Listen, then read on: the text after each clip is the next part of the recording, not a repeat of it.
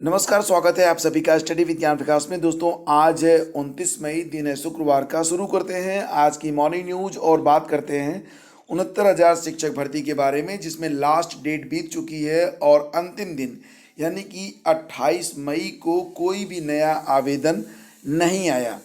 तो कुल मिला के 8,000 अभ्यर्थियों ने आवेदन नहीं किया है, या दूसरे शब्दों में कहें तो आवेदन करने से वो चूक गए हैं। यहाँ पर बड़ी संख्या में ऐसे भी अभ्यर्थी थे जो कि आवेदन में संशोधन की मांग को लेकर खासे परेशान रहे, और वो दूर दराज के जिलों से भी प्रयागराज पहुँचते रहे परिषद कार्यालय पर। लेकिन उनसे स्पष्ट रूप से ये कहा गया कि शासन की ओर से ऐसी कोई गाइडलाइन नहीं है, अतः आवेदन में संशोधन का कोई भी मौका नहीं मिलेगा।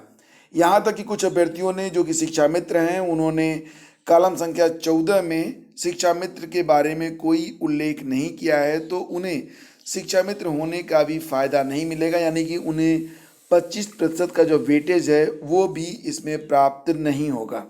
तो कुल मिला के अगर देखा जाए तो कुल अब जो आवेदन हुए हैं उनकी संख्या है 1,38,000, जिसमें जिला आवंटन की सूची अब 31 मई को जारी होने की, यानी कि परसों जारी होगी, और इसमें आप जान पाएंगे कि आपका जो चयन हुआ है वो कितने जिलों की मेरिट में फिट बैठता है। फिलहाल आपको ये बताया जाएगा कि अमुक जिलों में आपकी मेरिट जो है वो आ गई है, और आप उन जिलों में जाकर कोई भी एक जिला आपको चुनना होगा। आपको ये भी बता दें कि एक अभ्यर्थी सिर्फ एक ही जिले में काउंसलिंग करवाएगा, तो अन्य जिलों में जो उसकी सीट रहेगी, उसका जो नाम रहेगा, वो तो सीटें खाली जानी है। लेकिन इस बार का नियम ऐसा बनाया गया है कि सेकेंड और थर्ड और ज़रूरत पड़ी तो चौथी पांचवी काउंसलिंग भी करवाई जाएगी। तो इसी के साथ आगे बढ़ते हैं। 69,000 शिक्षक भर्ती में कई सारे पेंच भी फंसे हुए हैं, और इसमें कई सारी याचिकाएं भी दाखिल हैं, जिसमें उत्तरमाला से संबंधित प्रकरण है। आर्थिक पिछड़ों को आरक्षण का लाभ न देने पर भी जवाब मांगा गया है कोर्ट के द्वारा, और वहीं पर ओवरलैपिंग का भी मामला है। यानी कि अभी कई सारे पेंच जो बचे हुए हैं, और कुछ पेज ऐसे भी हैं जो कि अभी कोर्ट में नहीं है, अभ्यर्थी इसके खिलाफ हैं। हालांकि जितने भी अभ्यर्थियों ने, यानी कि कुछ ऐसे अभ्यर्थी हैं जिनका एकेडमिक बहुत ही सामान्य रहा है, लेकिन उन्होंने यूपीटीईटी में भी बहुत सामान्य अंक हासिल किया, लेकिन सुपर टेट में असामान्य लगभग 130-140 अंक प्राप्त किए हैं, तो उनको लेकर अभ्यर्थी खासे नाराज हैं और इसके लिए जांच कराए जाने की मांग कर रहे हैं। और इसी के साथ आपको बता दें कि हाई कोर्ट में सरकार ने 4 सवालों के विवादित उत्तरमाला प्रकरण में 4 सवालों के जवाब दाखिल किए हैं, और ये भी है कि इसे रिकॉर्ड पर लेने के निर्देश देकर कोर्ट ने याचियों के अधिवक्ता को इसका प्रति उत्तर 30 मई तक दाखिल करने को कहा है। न्यायमूर्ति आलोक माथुर ने यह आदेश ऋषभ मिश्रा और 2 अन्य अभ्यर्थियों की याचिका पर वीडियो कॉन्फ्रेंसिंग के जरिए सुनवाई के बाद दिया है, और 3 अभ्यर्थियों ने हाई कोर्ट में याचिका दाखिल कर 4 सवालों के विवादित उत्तरों के संबंध में विशेषज्ञों की समिति गठित कर पुनर्मूल्यांकन की मांग की है। साथ ही उन्होंने अंतरिम राहत के तौर पर चयन प्रक्रिया पर रोक लगाने की भी गुजारिश की। याचियों के अधिवक्ता अमित सिंह भदौरिया के मुताबिक 8 मई को जारी उत्तरमाला में 4 सवालों पर अभ्यर्थियों को आपत्ति है, और जिन प्रश्नों को लेकर विवाद है उनमें भारत में गरीबी का आकलन, नाथ संप्रदाय के प्रवर्तक, सामाजिक प्रेरक व एक अन्य परिभाषा से संबंधित सवाल है। तो इस प्रकार ये जो पूरा प्रकरण है वो आपके सामने है, और इस पर अब 30 मई तक जो मतलब कि याची हैं उनके अधिवक्ता को प्रति उत्तर जो जमा करने का समय दिया गया है। और फ्रेंड्स, 29,334 गणित और विज्ञान की शिक्षक भर्ती जो कि जूनियर हाई स्कूल के लिए आई थी 2013 में, इसमें भी मामला कुछ ऐसा ही था। और इसमें यह हुआ था कि जब मेरिट बनाई गई तो एक अभ्यर्थियों का चयन मान लेते हैं 10 जिलों में हुआ था। अब अभ्यर्थी तो जाएगा एक ही ज़िले में, तो बाकी के 9 जिलों में वो तो जा ही नहीं सकता था। तो वहाँ पर 9 जिलों में जहाँ पर उसकी मेरिट मुफीद बैठी थी, फिट बैठी थी, उन जिलों में भी उन पदों को रिक्त छोड़ दिया गया था। इस प्रकार से लगभग 7,000 पद अभी भी खाली हैं। तो लगभग 22,000 पद भरे गए थे, लगभग 7,000 से अधिक पद अभी भी खाली हैं, जिस पर अभ्यर्थी जो हैं आगे की काउंसलिंग करवा के इन पदों को भरे जाने की मांग कर रहे हैं। और हालांकि कोर्ट के द्वारा कई बार निर्देश जारी किया गया, लेकिन अभी भी इसका पालन नहीं किया गया है। तो इस प्रकरण को लेकर हाई कोर्ट में अरविंद कुमार शुक्ल और अन्य ने फिर से याचिकाएं दाखिल की। कोर्ट ने 8 जनवरी 2019 को रिक्त पदों पर नियुक्ति पूरी करने का आदेश दिया। इस पर कार्रवाई न होने पर अवमानना याचिका दाखिल हुई। इसके बाद ही प्रक्रिया रुकी रही, तो अब अभ्यर्थी जो हैं वो नियुक्ति की मांग कर रहे हैं। और देखिए 69,000 शिक्षक भर्ती में अब काउंसलिंग की प्रक्रिया शुरू होगी। तो काउंसलिंग में आपको एक काउंसलिंग का फॉर्म, हालांकि ये जो फॉर्म मैं आपको डेमो को रूप में दिखाने वाला हूँ, ये इस प्रकार का ही फॉर्म आपको मिलेगा जब आप काउंसलिंग के लिए जाएंगे। तो ये जो फॉर्म है, आइए देखते हैं इसमें क्या है, थोड़ा सा अच्छे से समझ लेते हैं।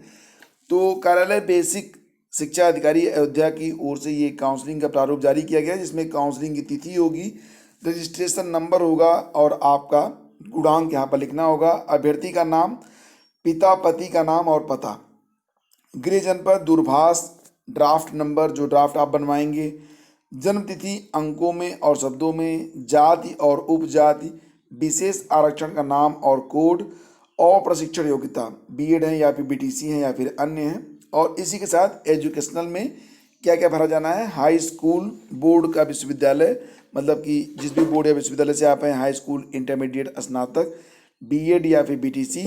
प्रशिक्षण आपने कहाँ से लिया है, तो इसमें भी सैद्धांतिक और प्रायोगिक, जैसे मान लीजिए बीएड में थियरी और प्रैक्टिकल का अंक अलग अलग भरना है। टीटी और 69,000 शिक्षक भर्ती परीक्षा का पूरा डिटेल आपको देना है, मतलब वर्ष, रोल नंबर, पूर्णांक, प्राप्तांक और परिषद।